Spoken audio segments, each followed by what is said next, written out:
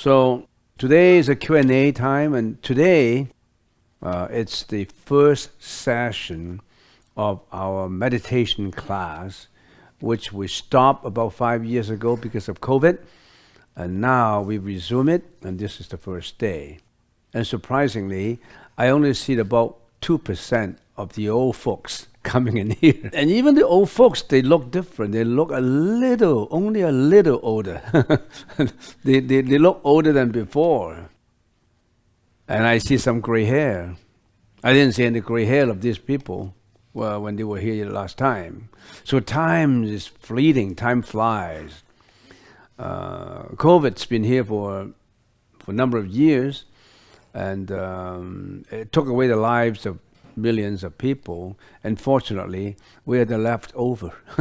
we should be quite happy. So always be satisfied. Always keep a joyous mind, because we appreciate our existence. Although our existence is fleeting, we appreciate it. Welcome back if you are the old folks.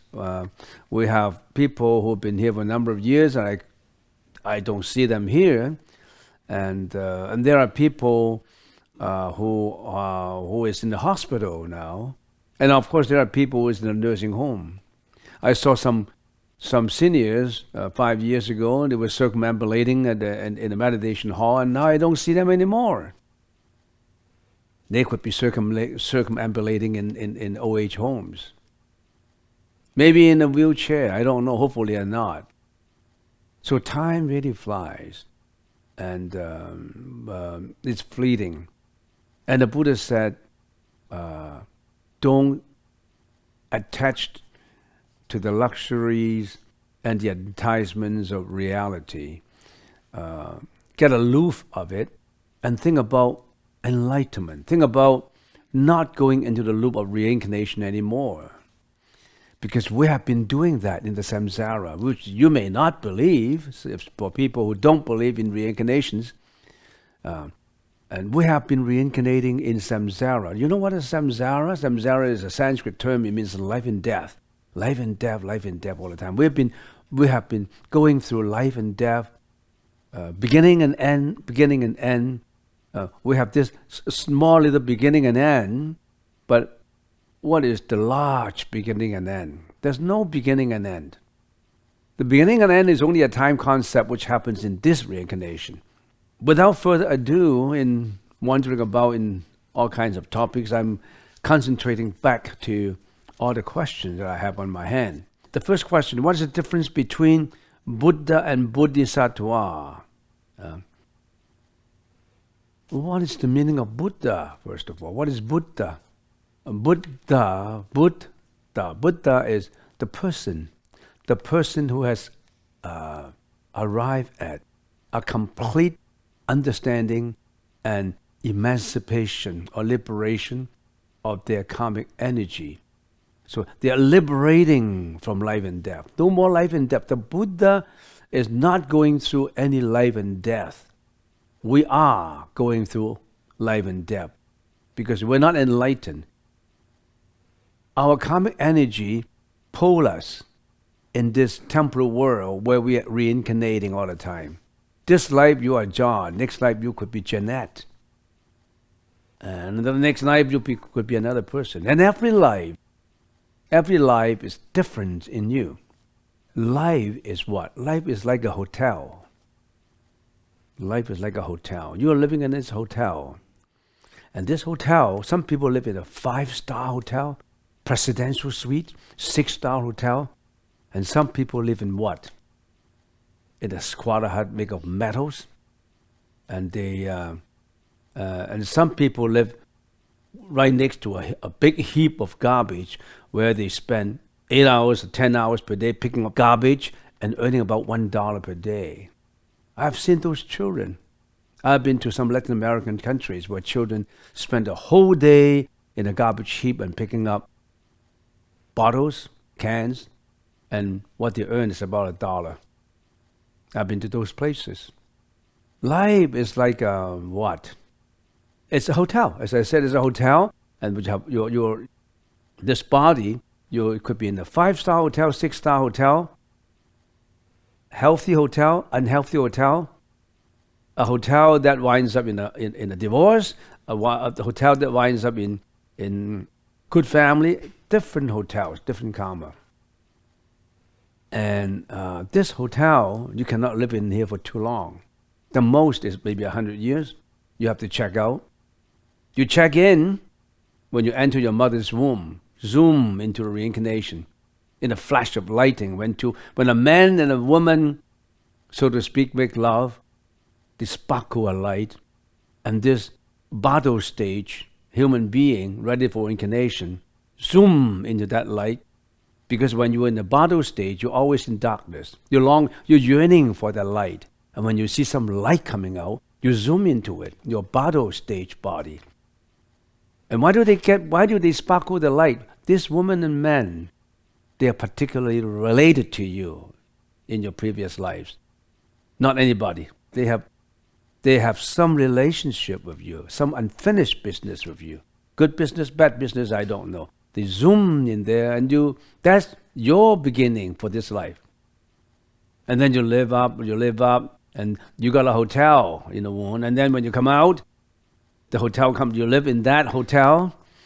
And then when you die, you check in. You got to check out. Checking in, checking out, checking in, checking out. But mind you, nobody check out for you. It's the same person checking in and checking out. That's all of us are like that. So what is Buddha? Buddha is the person who is liberated from this. Liberated from this karmic energy. Liberated from this cocoon. You know what cocoon? Where you're a caterpillar, you're spinning, you're throwing up all this stress to bind yourself. And you live in this kaleidoscopic life, and with so many enticements, you continue to make your karma. You continue to build up more karma. Bad karma, good karma, wholesome karma, unwholesome karma. You're building all these and all these. And when you build karmic energy does not get disappear, you know. Energy always change form. That's the law of conservation of energy. Energy does not disappear. It changes its form. One life you're John, another life you're Janet. One life you're a beautiful lady, another life you're an ugly lady. We don't know. You are what you have done for yourself in your previous life and in this life. So don't blame your mom and dad. Don't blame your mom and dad for having a face that you don't like. You build up that face.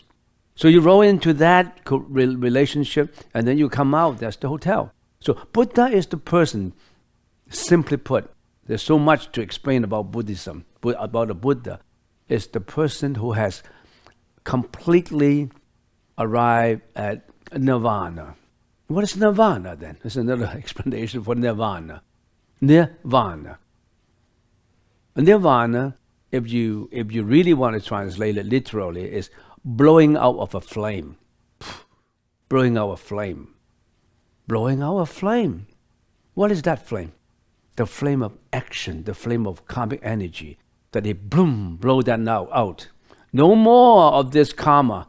No more of these actions that induces violence, greediness, hatred, wars, catastrophes, earthquake, tsunami, COVID. None of these anymore. None of these anymore. He blow out those things. He blow out all those things and arrive at a stage where it is, we call it anuttara samya sambuddhi. It's a complete serenity, a complete tranquility and equality of not just the mind, of the spirit that we don't even know now. We are too temporal. We're not high enough to understand it, as a matter of fact. That nirvana, because Buddha only explained nirvana, or that ultimate way, in words. Words is always limited. Language, words, expression is limited. You can only use words to explain it. It beats description. It beats thinking. It goes beyond your thinking. How can you explain something that goes beyond your thinking? We just call it blowing out a flame. Nirvana. Getting out from life and death, samsara.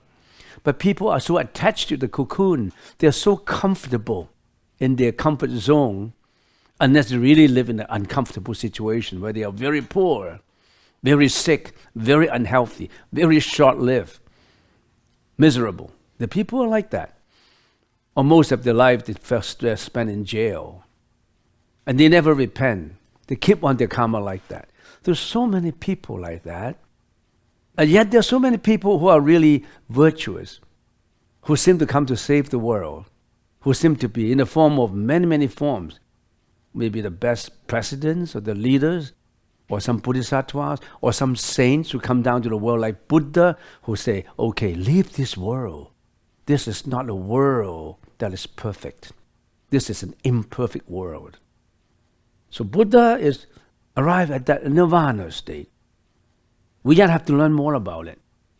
And that is suffice to explain Buddha. So much to explain. What is Bodhisattva? Bodhisattva is the person who is really conscious of and is trying to arrive at that Buddhahood. He wants to strive for that goal to get out from suffering. He doesn't want to be an ordinary person who is always attached to luxuries, attached to marriage, getting a boyfriend, getting a girlfriend, going to school, getting a good job, and then you get fired, you get another job, and then, the whole life is struggling. Struggling means, mind you, at the present day, we have enough material and means to go by, but we don't know what meaning to go for. What's the meaning of life? Every day I eat, breakfast, supper, every day I'm doing the same thing, the same monotonous thing, uninspiring thing, but yet I seem to be so comfortable with it. I seem to be, okay, this is what I want to do. I want to get married. I want to have a good girlfriend. That's what everybody is doing, so I want to do the same thing. That's what my mom said. That's what my dad said. Break away from that cocoon. The Bodhisattva vows to follow the Buddha way. And in the process of following the Buddha way, he's doing contribution to society. He wants to be virtuous. He wants to extend his compassion. He wants to help out other beings.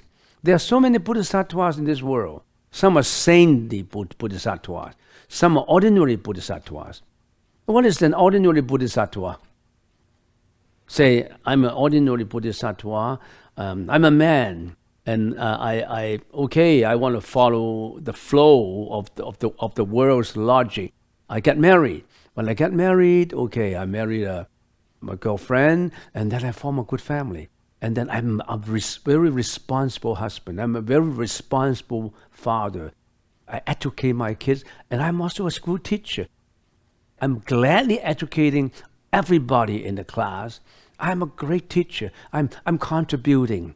That's a good Bodhisattva. At the same time, he's contributing to society. He's not asking to return. What can I get from my job? Hey, give me more. Give me more salary. He's not always asking for return. He's always giving out. He finds joy in doing that. He didn't find joy in being selfish. He finds joy in giving and giving and giving. And to live happily as a Bodhisattva. There are such people. There are such people who are like that. And there is also the opposite side of that, which is Mara, devils. They're hurting everybody. They're bringing vices and miseries to society. There are people like that. They could be in the form of a leader of a country, or they could be in the form of leader of a company, of a group. So who do you want to be? Do you want to be a compassionate Bodhisattva, or you want to be a Mara? It's up to you. The choice is in your hands. How do you want to do it? I think that's enough to answer this question. Simple question, but it involves a lot of explanation. But the answer I give you is what I have summarized. So what's the next question? When I do meditation, my body is moving. Why? Well, that's not a strange phenomena. Remember this body. This is a physical body. And what is this body? This body is not just a body that you see from outside.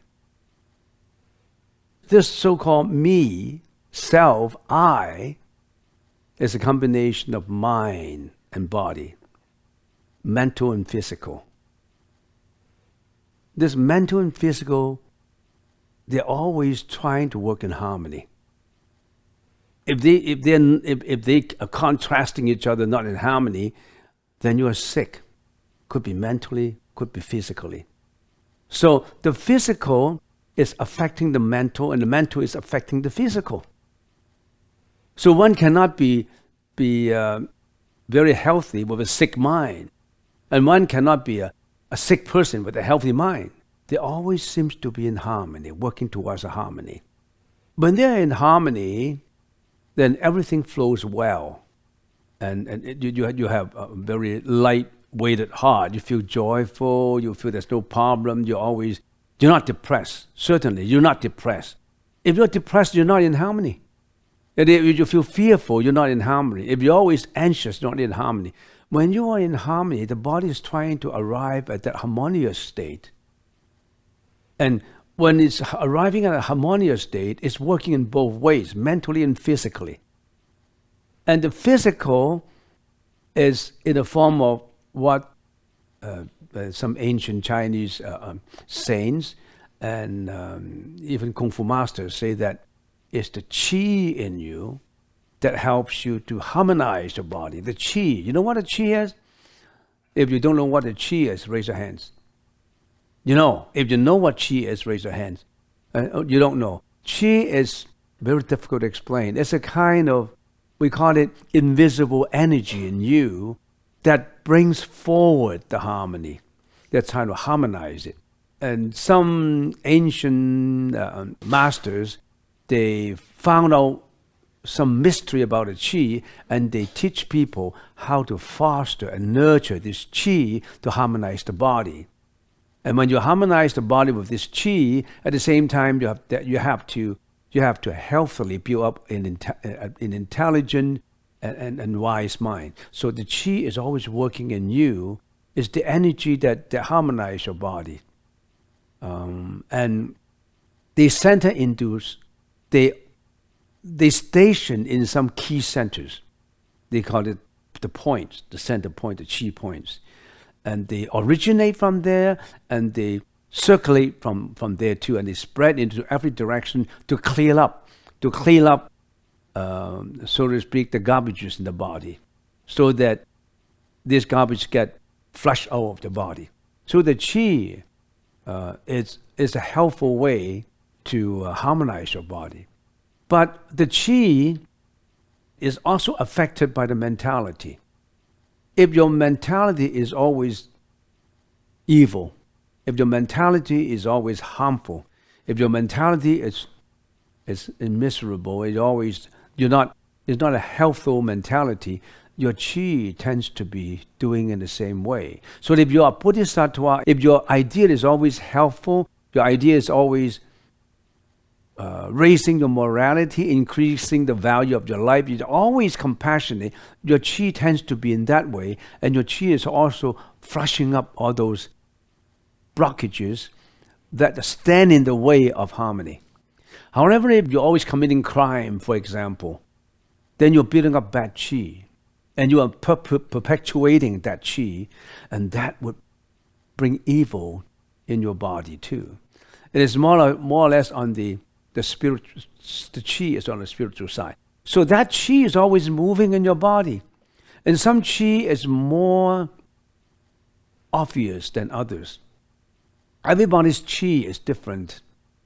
Some qi is more obvious in that it moves, and some qi is more latent.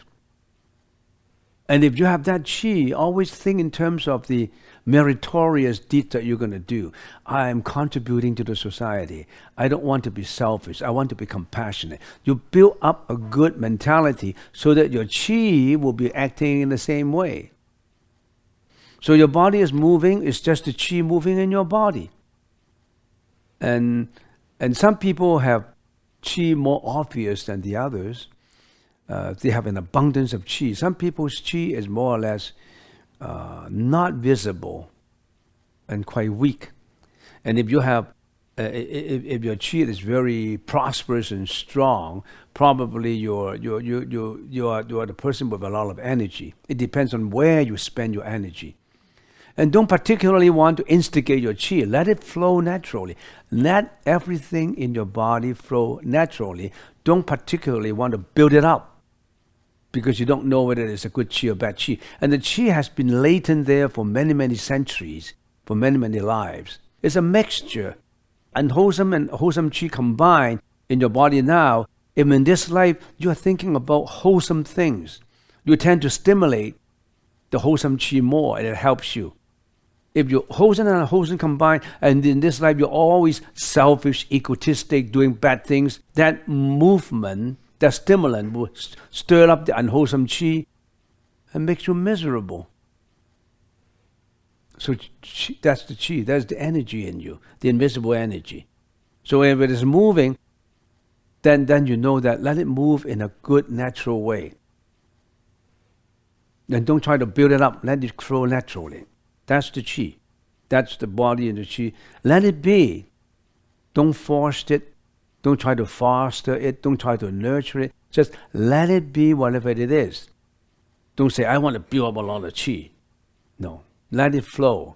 But build up the good karma in you through thinking. That's why you come for meditation. When you come for meditation, you're building up good thinking. You're building up a high level of wisdom in your mind, which would improve your chi. Those are the benefits of coming for meditation. We cannot do, if we want to lead a good life, we cannot do without meditation. What is meditation? Meditation is a betterment of your own mind. Do you want to better your mind? You want to improve your mind? Or you don't care, you just let your mind go astray? No. We want to do something good for the mind. Not only for yourself, for your family members, for your friends, for everybody. We want to build up a more healthy, a better mind. A mind that is helpful, that is compassionate, that is like a Bodhisattva, that's like the Buddha. When you become a monk and live at temple, how do you deal with attachment? When you become a monk, you should get rid of your attachment. How do you deal with your attachment? You should slowly, simply put, let it go.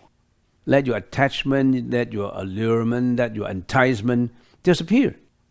No longer with family, friends, parts of society, how do you let go? You mean you want to attach to family, you want to attach to friends, you want to attach to everything about life?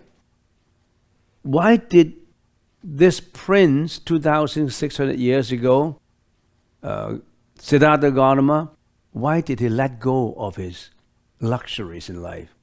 This prince has 4 palaces, summer, spring, all seasons, and all inside all these palaces are all the luxuries of life. All the maids, all the luxuries, all the food and everything, the best, because he was the prince. But he let go of all those. He knew these are not what for me. These are the attachments. If I continue to attach to them, I cannot let go of them. I will be forever in samsara, life and death reincarnation. He arrived at a level of intelligence, at a level of wisdom that these are not the things I want. I want to get out from these attachments. But getting out from this attachment is the first step towards nirvana. Because when we're too busy with the worldly attachment, how can we get nirvana? How can we get enlightenment? So the first step is to walk out of these luxuries, to walk out of a marriage. Oh, then I broke my marriage. Probably the marriage got you down because you get a divorce maybe 1 or 2 years later. We don't know. Why did a man and a woman get together to marry? Why? Because they have unfinished business in previous lives. Could be good business. I'm not saying it's bad all the time. This unfinished business could be good, could be bad. Congratulations to you if it's good business. Terrible if it's bad business. She's going to divorce you. She's going to get a relationship 1 month after marriage. She hates you for the insufficient money you have been earning. You are suffering with such a party. Why do you attach your family that you are in suffering? And some people say, no, my husband for the first 5 years was very good, very kind-hearted, very tender-loving, and I don't know why. After the 5 years, he changed his heart. No. He paid up all his dues. The business of a man and a woman come together basically are two things. One, monetary, money. Second, love. It's two things, the relationship. If it is about money, monetary, debt, we call it monetary debt, and this we call what? Sentimental debt. Debt, D-E-B-T. If it's about money, okay, you got married, you owe her the money, she's going to spend all your money. You share the same bank account, and one day, your $1 million in there, oh, how come I have only $10,000? She left a letter on the table and saying that, I'm not coming back. I got your money. Don't ask me where I'm going. You paid up the money. You returned the debt. She didn't love you anymore. There's a monetary relationship. There is a monetary debt that you have to pay. And sometimes it's not just you owe her, maybe she owe you. Situations like what? Like you always don't have a job because you have bad luck or you don't have the job that you can keep for more than 1 year. You always need money, but it seems that your wife is making the money to finance the family. She's paying the hydro bill, she's paying all the food, she's paying everything, and you just stay at home. She's repaying you. She's earning all the money to pay you. She didn't care. She didn't really mind. But one day, she said, I'm going to leave you. I've been supporting you for 5 years. Now you still haven't got a job. I can't stand this situation anymore. And one afternoon, you found that a letter on the table saying that I'm not coming back. I left. Because she already paid you up. She's not coming back. She paid you already. So don't attach to a relationship. Or on the other hand, it's not about money, it's about love. You owe her the love. You divorced her in your previous life. She's going to divorce you. It's a payback. The same applies to any relationship. The relationship between a mother and a son and a father. For example, a mother and a son. The son is grown up already. She got a job. She's a doctor. Oh, really good, make some money. Every Mother's Day, she will say, Mom, I cannot come home. I haven't come home for a year, but I'm too busy. I'm going to send you $10,000. Can you buy a bouquet of flowers for yourself? He only paid you the money. He's not returning any love. He does not love his mom. He just wants to pay money instead. For some son, it's different. Mom, I'm coming back for Christmas. I really love you. I want to come back to you. I want to get a job closer to you. The son is repaying love, not money. And some son, they never show filial piety to their mom and dad. They left at the age of 18, somewhere else, you don't know where. You know, relationships are all like that. I'm not saying it's always bad, sometimes good. So you don't have your family, your friends, all these things you don't have. Who cares? Why do you need a family? It does not mean that you hate your family. It's all tied together for the repayment of debts. You don't need it. So that's the reason why we become monks and nuns. We abandon all this.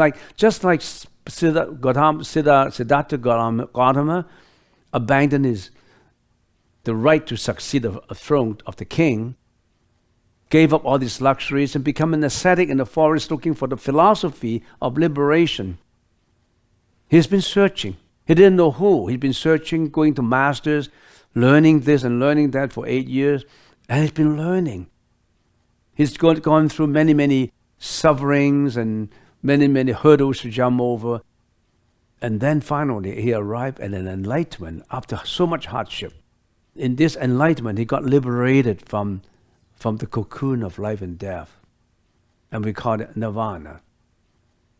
And after he got nirvana, he wanted to leave this world. You say, I'm going to shut off this body, a material body, physical body, and go into nirvana state. Because I know this is an imperfect world. I'm going to that place where there's no such thing.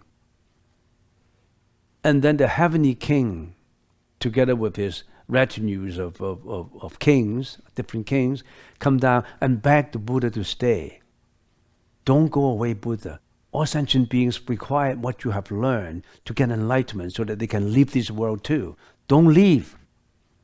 And the Buddha decided to stay for another 45 years. Spread the Dharma so that 2,600 years ago up to now, we got this what we so-called quote and unquote Buddhism. There's a method of liberation from the cocoon of life and death. We call it samsara. So don't attach to family. I don't have family anymore, friends anymore, nothing anymore. How do I let go of them? These are the cocoons that bind you.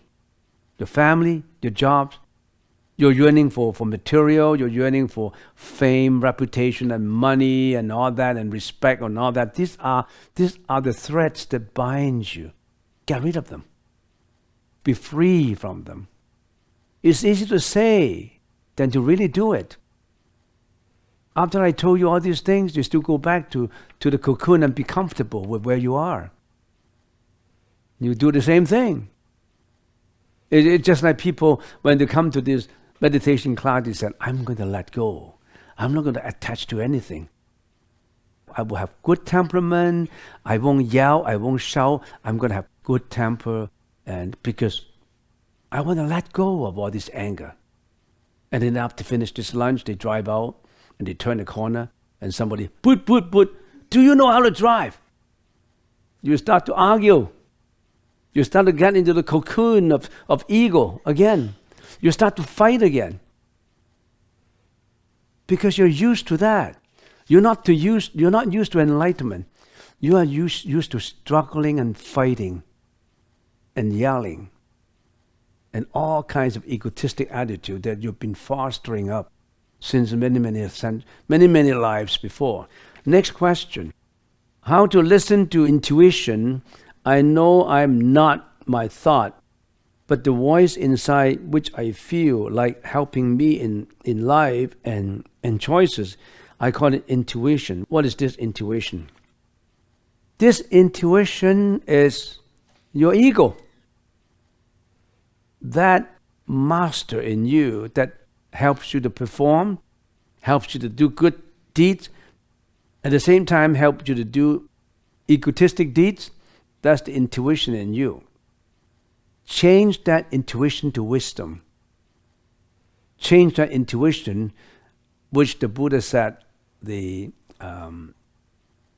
ego consciousness, into one purity, into a consciousness that is pristine, that is pure. Change that. Change your intuition into pure consciousness, into pure wisdom. And that takes time. So don't think that intuition is good. That intuition helps you a lot because you've been fostering that positive intuition. But you also have the negative ones. Those are the ones that when you get mad, when you get egotistic. So it's a mixture. Your intuition is a mixture of good and bad. And that egotistic view has been educated with whatever background you have in this life.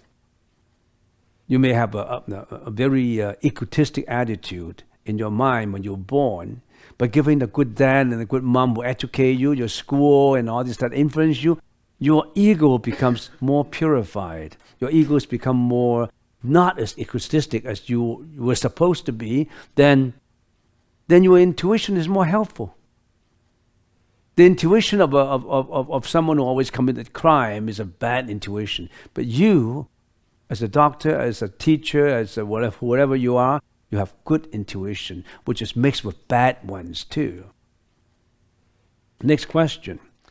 I would like to express my gratitude that you resume the morning meditation session. It's blissful to see over 50 people coming over and practice mindfulness. Zattu, Sattu, and Zattu. You know what Sattu is? Sattu? Zattu means good, good, good. Simply put, Zattu, Zattu. Sattu is in praise of good deeds.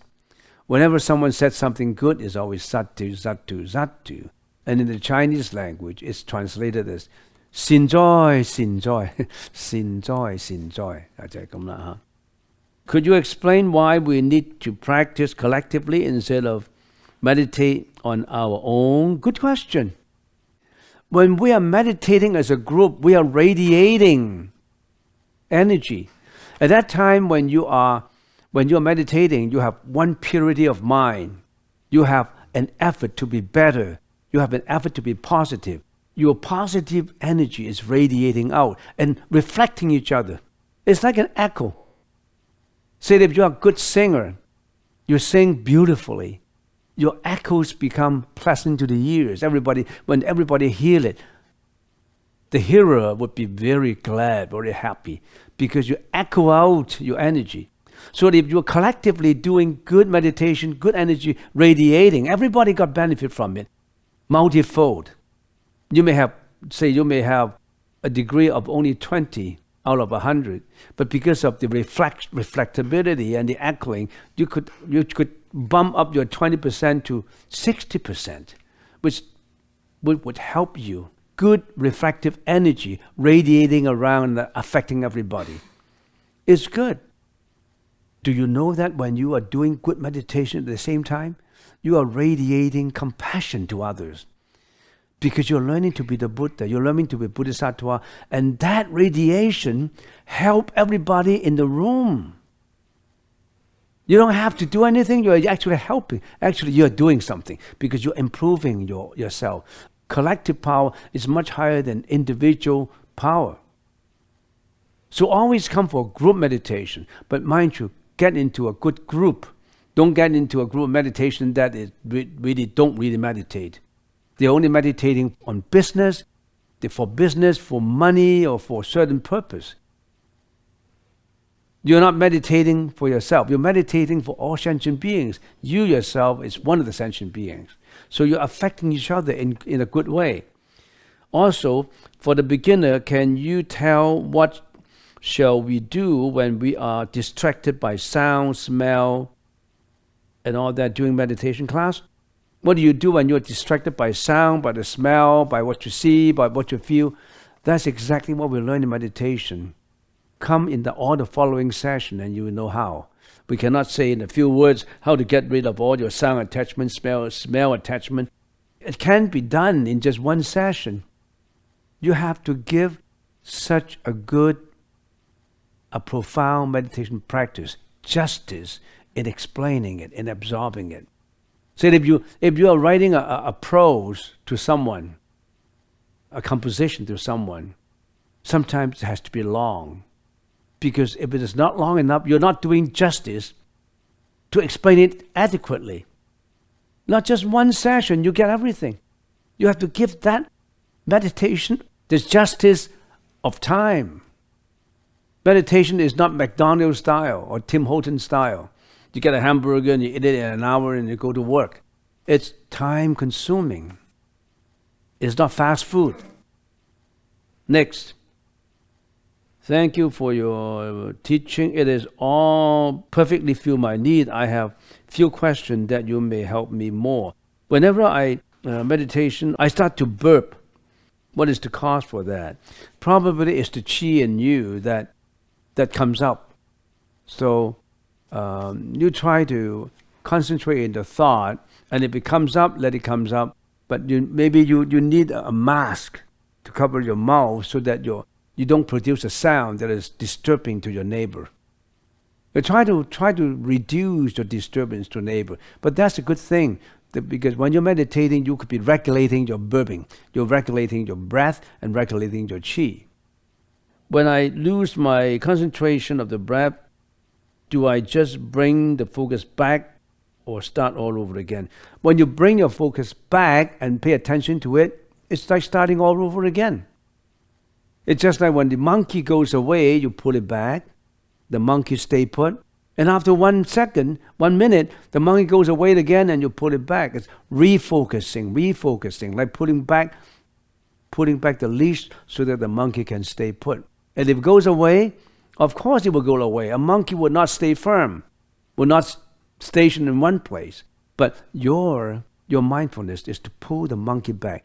The monkey will grab onto a branch of greediness, a branch of hatred, a branch of jealousy, a branch of suspicion, a branch of you name it. But after he jump onto that branch, oh, the monkey is jumping. My thoughts, monkey is jumping. I pull it back. Stay put. Don't attach to the branch of greediness. You're doing a lot of this pulling back, and later your monkeying mind will get tame, will get used to your instructions, used to your thinking, and then you calm down. When you calm down, when your mind calms down and do it according to your true mind's indication, you're on your way to enlightenment. It's just like what the positive thinkers always say in North America. Whatever the mind can conceive, the mind can do. Whenever the mind wants to do something, if you concentrate so well into it, it will carry it out. Positive thinkers are always like that. So there's nothing failure if you always put your mind to it. You always would carry it out according to your own mind, unless you don't have a firm mind. So whatever the mind can conceive, the mind can carry it out. If the mind wants to be a criminal, you'll be a criminal.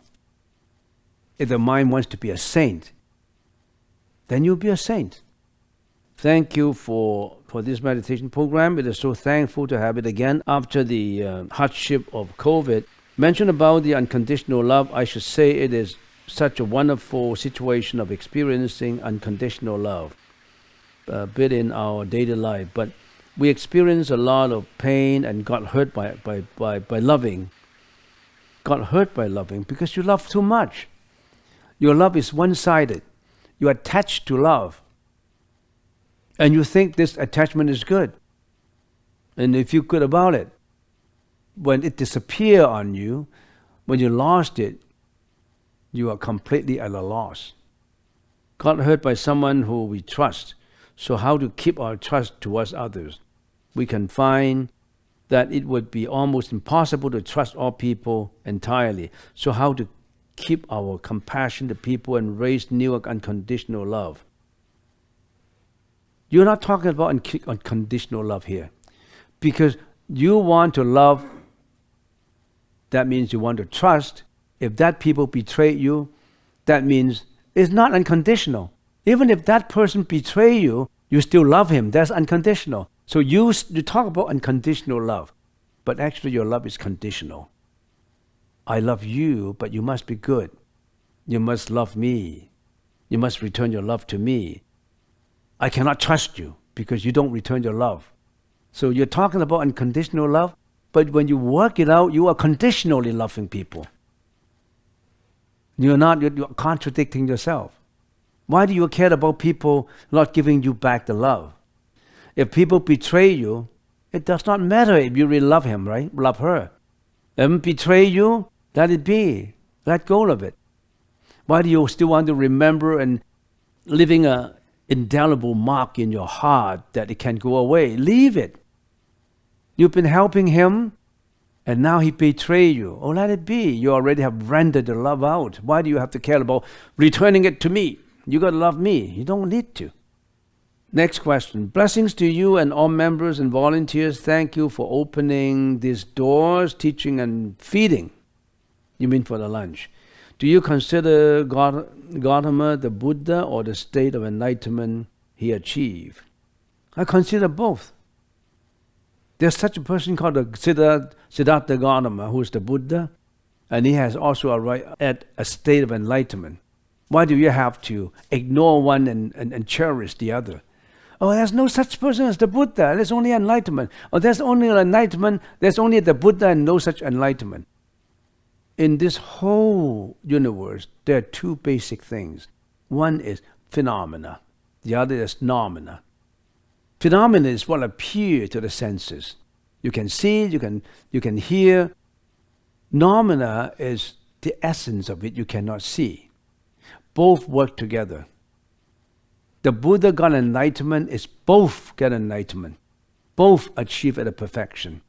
And when a perfection is achieved, this body, which is a temporal body, which has to be discarded, which is subject to life and death, would go. When this body goes, it does not mean that he died. He arrived at this non-death eternity. So you have to appear one to get to that other. In other words, don't escape materialism to find immaterialism. They both is one side of the same palm. Which is more important, here or here? That's the hand. When I show this to you, it's this side. When I show this to you, the other side. But why do you have to differentiate it? It's the hand. One, I cannot show you the hand with just this part. I have this part too. So why do you want to? This is white, this is dark, this is black. It's one and the same thing. Don't differentiate. The truth itself has no differentiation. It's your egotistic mind that differentiates the truth. The truth is never touched. The truth is always exists as it is. But you differentiate it. Okay, that's all for today. I have already spent an hour or more to answer all these questions, and I'll see you next week, Saturday.